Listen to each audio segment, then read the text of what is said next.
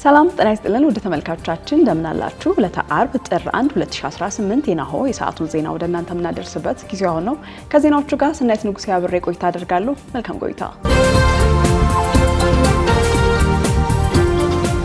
ቀዳሚ ወዳደረግነው የሀገር ውስጥ መረጃዎቻችን ስናልፍ ኢትዮጵያና የተባበሩት አረብ ኤሚሬትስ እርስ በርስ የግዛት አንድነታቸውን ለማስጠበቅ አጋርነታቸውን አረጋገጡ። ኢትዮጵያና የተባበሩት አረብ ኤሚሬትስ በአፍሪካ ቀንድ ባለው ተለዋዋጭ ሁኔታ ውስጥ ስትራቴጂካዊ አጋርነታቸውን አረጋገጡ። ታህሳስ 28 ቀን 2018 ዓ.ም በአዲስ አበባ በተካሄደው ከፍተኛ የስራ ኃላፊዎች ውይይት ሁለቱ ሀገራት እርስ በርስ ሰላምን፣ ደህንነትን፣ የግዛት አንድነትና ኢኮኖሚያዊ ጥቅምን ለማስጠበቅና ለማጎልበት ያላቸውን ሁለንተናዊና ስልታዊ አጋርነት ድጋሚ ያረጋግጠዋል። በኢትዮጵያ የከፍተኛ ስራ ኃላፊዎችና በተባበሩት አረብ ኤሚሬትስ የውጭ ጉዳይ ሚኒስትር ዴኤታ ሼክ ሻክቡት ቢኒያ ናህያን አል ናህያን መካከል የተካሄደ ውይይት በጋራ መከባበርና በበርካታ አስርት ዓመታት ትብብር ላይ የተመሰረተውን የሁለቱን ሀገራት ግንኙነት ይበልጥ አጉልቶ እንዲታይ አድርጎታል። ሁለቱ ወገኖች በሰጡት የጋራ ሚኒስትሮች መግለጫ ለቀጠናዊ መረጋጋት ያላቸውን ቁርጠኝነት አጽንኦት ሰጥተዋል። በሱዳን በሰላማዊ ሰዎች ላይ የሚፈጸሙ ጥቃቶች ያወገዙት ሁለቱ ሀገራት አስቸኳይ ሰብአዊ እርዳታ እንዲቀርብና ሁሉም የሚያሳትፍና ሲቪል መር መንግስታዊ ሽግግር እንዲደረግ ጥሪ አቅርበዋል። ሁለቱ ሀገራት አጋርነታቸውን ያረጋገጡት የቀጠና ሁኔታ ከጊዜ ወደ ጊዜ እየተወሳሰበ በመጣበት ወቅት ነው። መንግስት ከእምነት ተቋማት የአከራይ ተከራይ ግብር የጠየቀበትን ውሳኔ እንዲያጥን ጥሪ ቀረበ። መንግስት ከተያዘው በጀት ዓመት ጀምሮ ለመጀመሪያ ጊዜ የእምነት ተቋማት ከሚያስተዳድሯቸው ህንፃዎች ከሚገኙት የኪራይ ገቢ ግብር እንዲከፍሉ የጠየቀበትን ውሳኔ እንደገና እንዳጤነው ጥያቄ ቀርቧል። ጥያቄው የቀረበው የአዲስ አበባ ከተማ አስተዳደር ኃላፊዎች፣ የኢትዮጵያ ኦርቶዶክስ ተዋሕዶ ቤተክርስቲያን አመራሮችና አስተዳዳሪዎች በተገኙበት የእምነት ተቋም የገቢ ግብር አከፋፈልን በተመለከተ በቅድስት ሥላሴ ዩኒቨርሲቲ በተደረገው ውይይት ነው። በውይይቱ ላይ የተገኙ ኢትዮጵያ ኦርቶዶክስ ተዋሕዶ ቤተክርስቲያን እንደ ሃይማኖት አባት ቤተክርስቲያን ከምታስተዳድራቸው ህንፃዎች ከምታገኘው ገቢ ግብር ትክፈል መባሉ አትደግፍም ማለታቸውን የሀገር ውስጥ መገናኛ ብዙሃን ዘግበውታል። ቤተክርስቲያኗ ሳታውቅ ከጠቅላይ ቤተ ክህነት ጽሕፈት ቤት አካውንት ብቻ 49 ሚሊዮን ብር ለመጀመሪያ ጊዜ በተያዘው ታህሳስ ወር እንድትከፍል ተደርጓልም ሲሉ ተናግረዋል። በአዲሱ የንግድ ህግ ሆነ በቀድሞ አዋጅ ላይ የሃይማኖት ተቋማት እንደ ንግድ ድርጅት እንደማይቆጠሩ በግልጽ መደንገጉን የገለጹት የውይይቱ ተሳታፊ ተቋማቱ ከምዕመናን በሚሰበሰበው ገንዘብ ጥገኛ መሆናቸውና የሚገኙት ገንዘብም ወጥ ያልሆነ በጊዜው እንደሚለያይም አስረድተዋል። በጉዳዩ ላይ አስተያየታቸውን የሰጡት የአዲስ አበባ ከተማ ገቢዎች ቢሮ ኃላፊ አቶ ቢኒያም ምክሩ በበኩላቸው በግብር አዋጁ መሰረት ሁሉም የእምነት ተቋማት ከሚያገኙት ገቢ ግብር እንደሚከፍሉም ገልጸዋል። ይሁን እንጂ ከምዕመናን ከሚሰበሰብ ገንዘብ ግብር አለመጠየቁን አብራርተዋል። ነገር ግን የሃይማኖት ተቋማት ለንግድ የሚጠቀሙባቸው ተቋማት በአመት ከሚያገኙት ገቢ ከግማሽ ወይም ከ50 በመቶ በላይ 35 በመቶ ግብር እንዲከፍሉ ነው ውይይቱ ላይ ጥያቄ የቀረበው ብለዋል። በአማራ ክልል ያሉ የጤና ባለሙያዎች በውሰት በማዘዋወር ማሰራት ላልተወሰነ ጊዜ መታገዱ ተገለጸ።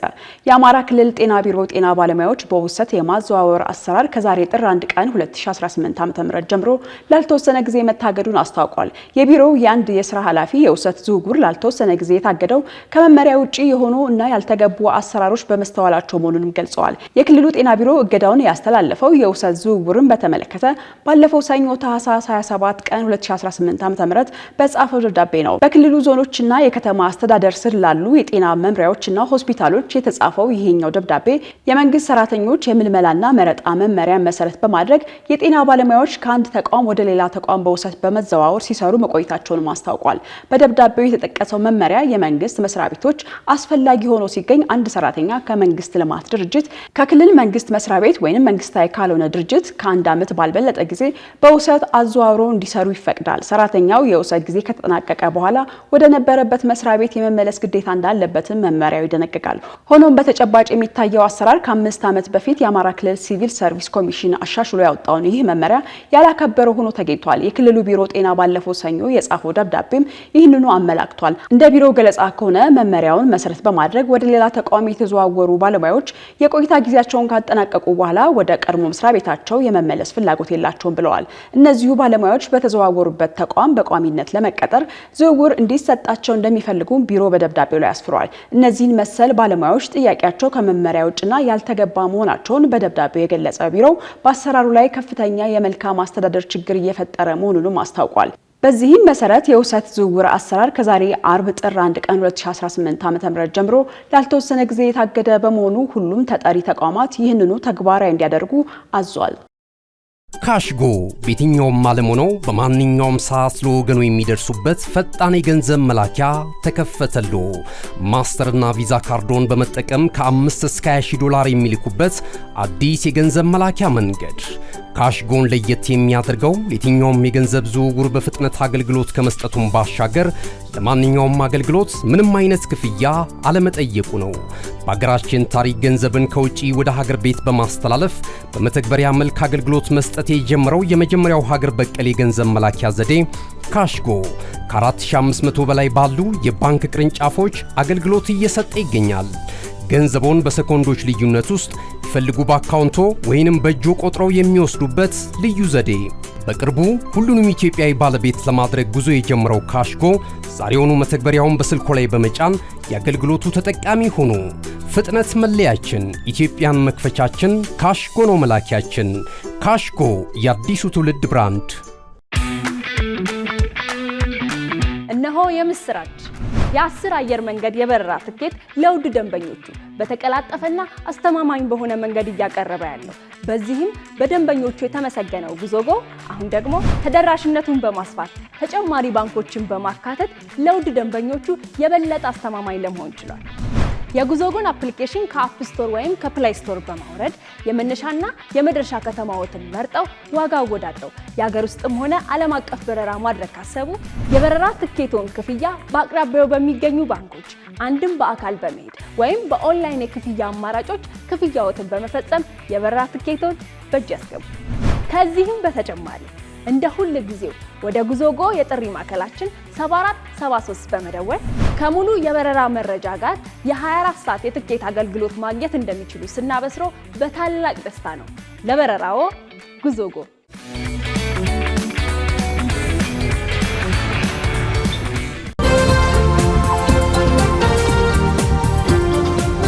ከውጭ ወዳገኘናቸው መረጃዎቻችን ስናልፍ የአፍሪካ ህብረት ኮሚሽን ሊቀመንበር ከቻይና ውጭ ጉዳይ ሚኒስተር ጋር ተወያዩ። የአፍሪካ ህብረት ኮሚሽነር ሊቀመንበር መሐመድ አሊ ዩሱፍ ከቻይና ውጭ ጉዳይ ሚኒስተር ዋንግ ይ ጋር ተወያይተዋል። ሁለቱ ወገኖች አፍሪካና ቻይና በዘመናዊነት በዓለም አቀፍ አስተዳደር በዜሮ ታሪፍ አያያዝ እንዲሁም በአፍሪካ ቀንድ ሰላምና ልማት ላይ ያላቸውን ትብብር በሚያጠናክሩ ጉዳዮች ላይ ነው የተወያዩት። አፍሪካና ቻይና በተለያዩ ዘርፎች ላይ በሚያደርጉት ትብብር ዙሪያ ሀሳባቸውን የተለዋወጡት ሊቀመንበሩና ሚኒስተሩ የአፍሪካ ህብረት ቻይና በዋና ዋና ዓለም አቀፍና አህጉራዊ ጉዳዮች ላይ ትኩረት ሰጥተው እንደሚሰሩን ጠቁመዋል። ሁለቱ ወገኖች መብታቸውንና ጥቅሞቻቸውን ለማስጠበቅና እርስ በርስ ለመደጋገፍ ያላቸውን ቁርጠኝነት ማረጋግጠዋል። በዚህም ለዓለም አቀፍ ቀጠናዊ ሰላም፣ ለልማት እንዲሁም አዎንታዊ እድገት ለማዳበር በሁለቱ ወገኖች መካከል ያለውን ቅንጅታዊ ትብብር ይበልጥ በማጠናከር እንደሚያስፈልግም አስገንዝበዋል። የተፈረሙ የትብብር ስምምነቶችና የመግባቢያ ሰነዶች ውጤታማ በሆነ መንገድ ተግባራዊ እንዲሆኑ ለማድረግም ያላቸውን ቁርጠኝነት አረጋግጠዋል። በአፍሪካ ህብረትና በቻይና መካከል ያሉ ሁለንተናዊ ትብብሮች የአፍሪካና ቻይና ህዝቦችን ጥቅም በማስጠበቅ መልኩ መቀጠል እንዳለበትም አጽንኦት ሰጥተዋል። ሊቀመንበሩና ሚኒስተሩ ከውይይቱ ጎን ለጎን የአፍሪካና የቻይና 2026 የህዝብ ለህዝብ ግንኙነት ፕሮግራምንም በይፋ አስጀምረዋል። በመጨረሻም የየመኑ የደቡብ ሽግግር ምክር ቤት መሪ በሶማሊላንድ በኩል ወደ ተባበሩት አረብ ኤሚሬትስ መኮብለላቸው ተገለጸ። በየመን የሚንቀሳቀሰው ተገንጣይ ቡድን የደቡብ ሽግግር ምክር ቤት ኤስቲሲ መሪ አይድዋርስ አል ዙበይዳ በሶማሊላንድ በኩል አድርገው ወደ የተባበሩት አረብ ኤሚሬትስ መኮብለላቸው በሳውዲ አረቢያ የሚመራ ጥምር ጦር አስታውቋል። ጥምር ጦሩ በትላንትናው ዕለት ባወጣው መግለጫ እንዳመለከተው አል ዙበይዲ በሪያድ ተከታታይ የሰላም ንግግሮች እንዲሳተፉ በታቀደው መሰረት ሳይገኙ ቀርተዋል። መሪው ሮብ ዕለት በሌሊት ከአንድ ወደ ሶማሊላንድ በርበራ ወደብ በሚጓዝ ጀልባ ላይ ተሳፍረው በውድቅት ሌሊት ማምለጣቸውን መግለጫው ጠቁሟል። እንደ መግለጫው ከሆነ አልዙበይዲ በበርበራ ከደረሱ በኋላ ከተባበሩት አረብ ኤሚሬትስ መኮንኖች ጋር በመሆን በአውሮፕላን ወደ ሶማሌ ዋና ከተማ ሞቃዲሾ ተጉዘዋል። አውሮፕላኑ በኦማን ባህረ ሰላጤ ላይ ሲበር ማንነቱ የሚገልጹ የኤሌክትሮኒክ ስርዓቶችን አጥፍቶ የቆየ ሲሆን በአቡዳቢ ወደሚገኘው አልሪፍ ወታደራዊ አየር ማረፊያ ለመድረስ 10 ደቂቃ ሲቀረው መልሶ አብርቷል ሲል ጥምረቱ በዝርዝር አስታውቋል። ጉዳዩን አስመልክቶ ከደቡብ ሽግግር ምክር ቤቱም ሆነ ከተባበሩት አረብ ኤሚሬትስ የተሰጠ መግለጫ የለም። ድርጊቱ የሚያረጋግጥ ከሆነ በአቡዳቢ የሚደገፈው የደቡብ ሽግግር ምክር ቤት በታህሳስ ወር በሪያድ በሚደገፉ የየመን መንግስት ወታደሮች ላይ ጥቃት ከሰነዘረ በኋላ በሳውዲ አረቢያና በተባበሩት አረብ ኤሚሬትስ መካከል የተፈጠረውን ቅራኔ ይበልጥ ሊያባብሰው ይችላል ተብሏል።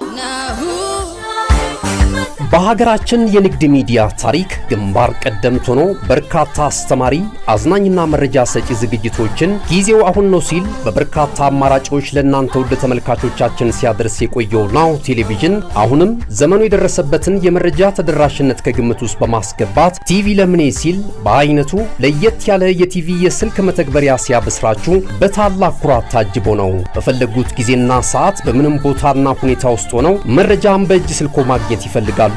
እንግዲያውስ በቀላል አጠቃቀም በቀልጣፋ ሁኔታ በጽሁፍ በድምጽና በምስል አማራጮች መረጃን ከታማኒ ምንጮች ባሉበት ሊያደርሶት ዝግጅቱን ጨርሷል።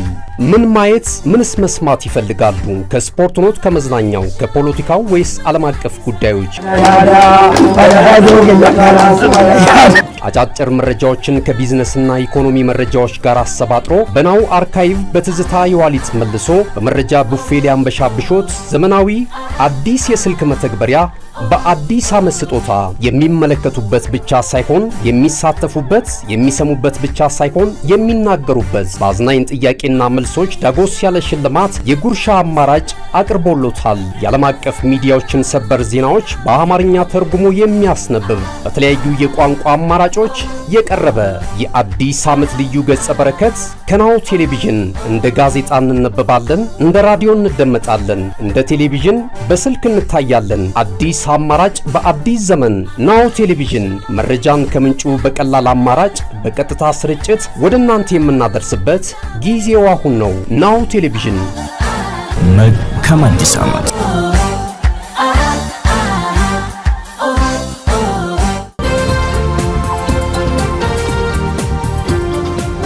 የሰዓቱን ዜና የተከታተላችሁትን ይመስል ነበረ። ከዜናዎቹ ጋር ሰናይት ንጉስ ያብሬያችሁ ቆይታ አደረኩኝ። መልካም ቀን ይሁንላችሁ።